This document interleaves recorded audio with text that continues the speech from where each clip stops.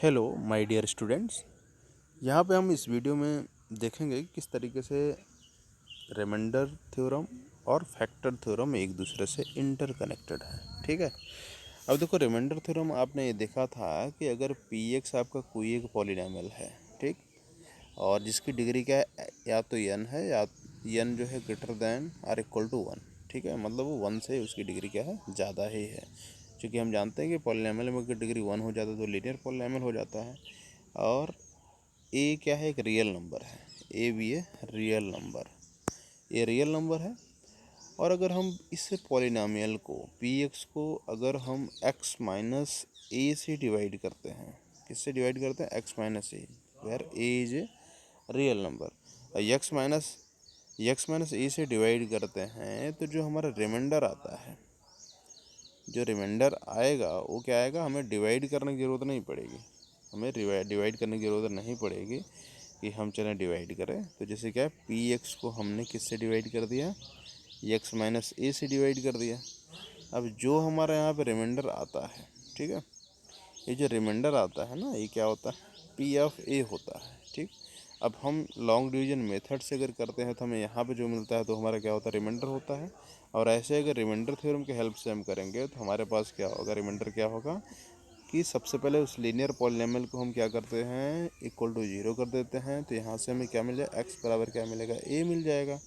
अब यहाँ पे देखो पी ऑफ ए हम निकाल लेते हैं, जैसे आपको पता है, तो पी ऑफ ए निकालते हैं तो हमारा क्या होता है, ये रिमाइंडर दे देता है। अगर हम किसी भी पॉलिनॉमियल को, ये क्या मिल जाएगा, रिमाइंडर, किसी भी पॉलिनॉमियल को अगर हम लीनियर पॉलिनॉमियल से डिवाइड करते हैं तो रिमाइंडर हमारा पी ऑफ ए आता है। ठीक है, अभी आपको यहाँ पे कंडीशन है कि हम डिवाइड सिर्फ लीनियर पॉलिनॉमियल से करेंगे तभी यहाँ पे रिमाइंडर थ्योरम हमारा अप्लीकेबल होगा।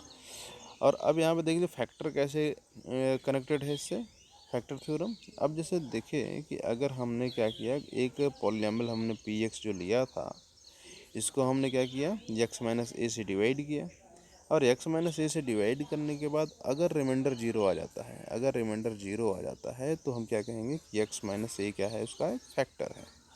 ठीक है, तो इसका मतलब क्या हुआ कि हम रिमाइंडर थ्योरम में पी ऑफ ए निकालते हैं और फैक्टर थ्योरम में क्या करते हैं कि पी ऑफ ए को इक्वल टू जीरो हम चेक करते हैं, कोई इक्वल टू जीरो आ रहा है कि नहीं आ रहा। अगर इक्वल टू जीरो आ गया तो हम क्या कहेंगे कि एक्स माइनस ए जो हमारा लीनियर पॉलिनॉमियल है, वो हमारा जो गिवन पॉलिनॉमियल है उसका एक फैक्टर होगा। आप इसको इस सिंपल तरीके से समझ सकते हैं कि जैसे हमने कहा आपसे कि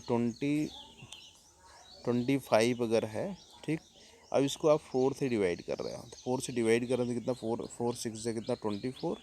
अब यहाँ पे आप देख पा रहे हो कि रिमाइंडर कितना 1 आ रहा है, तो आप कह सकोगे कि 4 is not factor of the 25।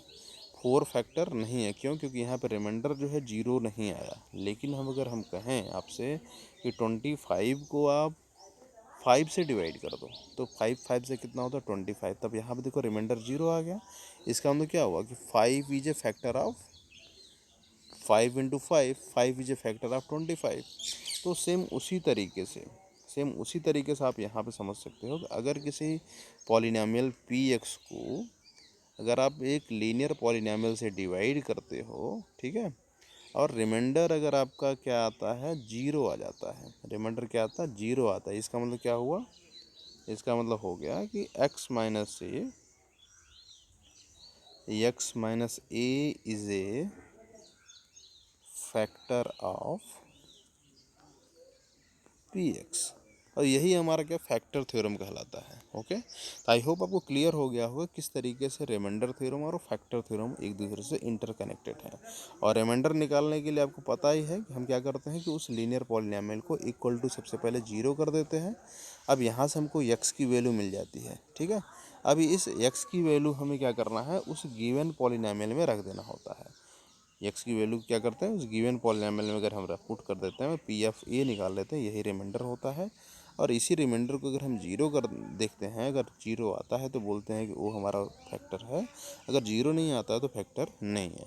बस बेसिकली हम क्या करते हैं कि फैक्टर करने के लिए ही हम फैक्टर थ्योरम का यूज करते हैं कि हमारे पास अगर कोई भी क्यूबिक पॉलिनॉमियल सपोज करिए है, ठीक है, 3 डिग्री वाला पॉलिनॉमियल है और एक लीनियर पॉलिनॉमियल दिया है, और चेक करना है कि ये इसका फैक्टर है कि नहीं फैक्टर है, तो आप सिर्फ क्या करेंगे, रिमाइंडर निकाल लीजिए। रिमाइंडर का 0 आ रहा है तो वो आपका लीनियर पॉलिनॉमियल, उस क्यूबिक पॉलिनॉमियल क्या है, फैक्टर है। और दूसरा फैक्टर निकालने के लिए हम डिवाइड करके निकाल लेंगे। ओके, तो आई होप आपको ये समझ में आया होगा कि किस तरीके से रिमाइंडर थ्योरम और फैक्टर थ्योरम इंटरकनेक्टेड है। Okay, thank you.